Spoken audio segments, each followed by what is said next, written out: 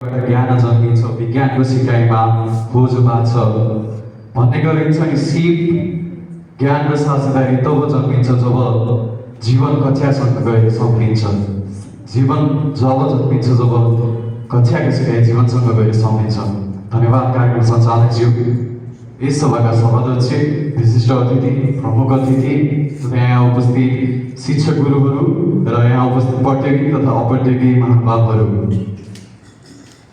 आज मिति पुष 29 गते जिल्ला स्तरीय शिक्षक तथा विद्यार्थी वक्तृत्व कला प्रतियोगिता कार्यक्रममा ज्ञान विज्ञान सिप र उद्यम र मौलिकता साझेदारी र प्रणालीगत सक्षमता विषय वक्तृत्व कला प्रतियोगितामा माउन्ट एभरेस्ट आवासीय महाविबाट म सुरेन्द्र थापा यहाँ आज उपस्थित भइसकेको छु। आजको समयमा किताबमा पढाएको कुराहरू मात्र पर्याप्त छैन। हामीले जिन्दगीभर कयौं कुराहरू पढ्यौं, त्यसलाई प्रयोगमा ल्याउन सकेनौं। हामीले धेरै कुराहरू बुझ्यौं तर त्यसलाई जीवनमा उतार्न सकेनौं। यसमा मौलिकताको अभाव देखिन्छ। हामीले भन्ने गरिन्छ नि, नक्कलले काम चल्ला तर पहिचान मौलिकताले मात्र दिन्छ।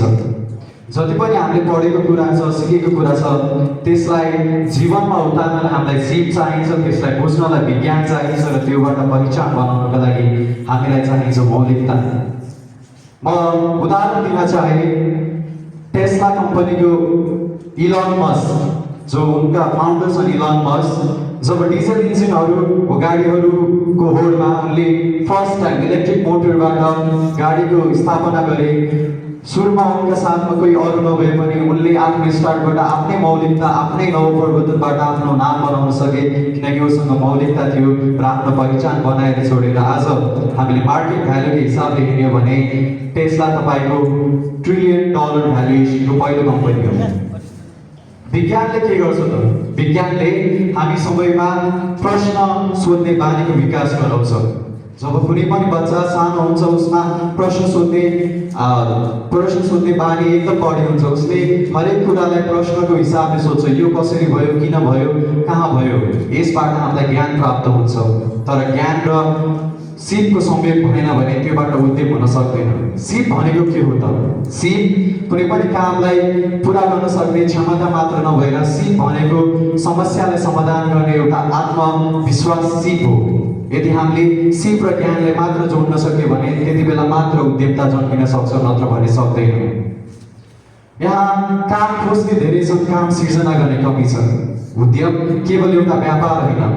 उद्यम भनेको स्थानीय स्रोतलाई प्रयोग गरेर र मेजोरिटी अफ द मान्छेहरूले फेस गरिरहेको प्रब्लमलाई सल्युसनको रूपमा डेभलप गरेर र समाज, समुदाय, निजी तथा सरकारी क्षेत्रलाई साझेदारीमा लगेर सुरुवात गर्ने एउटा पहल भनेको उद्यम हो। उद्यम बिना कुनै पनि नवप्रवर्तन र कुनै पनि आवश्यक कुराहरू गर्न सकिँदैन। उद्यम मात्र भएर पनि हुँदैन। हामीसँग ज्ञान छ, हामीसँग सिप छ, उद्यम पनि छ, तर नवप्रवर्तन छैन भने अहिलेको 21औं शताब्दीमा हामी जस्ता मान्छेहरू धेरै छन्। यसका लागि हामीलाई मौलिकता र नवप्रवर्तन झन् आवश्यक पर्छ।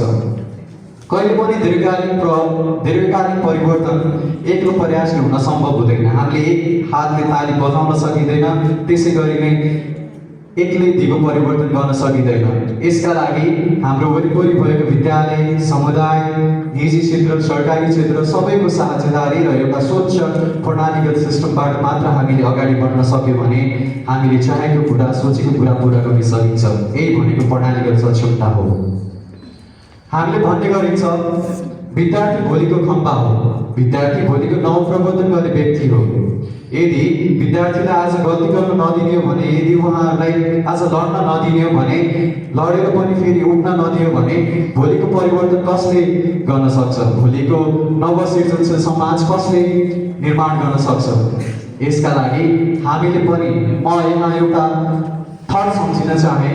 This was the statement given by Benjamin Franklin. उहाँले भन्नुभएको थियो, tell me and I forget, tell me and I forget, teach me I might remember, but involve me, I might learn. यसरी नै हामीले विद्यार्थीहरूलाई पढाएर मात्र होइन, एक्जामिनेसनको नाममा तर्साएर मात्र होइन, उनीहरूलाई हरेक एक्टिभिटिजहरूमा इन्भल्भ गरेर अगाडि बढ्न सकियो भने मात्र हामी एउटा सृजनशील समाजको निर्माण गर्न सकिन्छ। अन्तिममा म धेरै भन्न चाहन्न, अन्तिममा म भन्न चाहन्छु कि ज्ञान बिना दिशा छैन, उद्योग बिना अवसर छैन, र जहाँ मौलिकता छैन, मौलिकता बिना अवसर र पहिचान हुँदैन।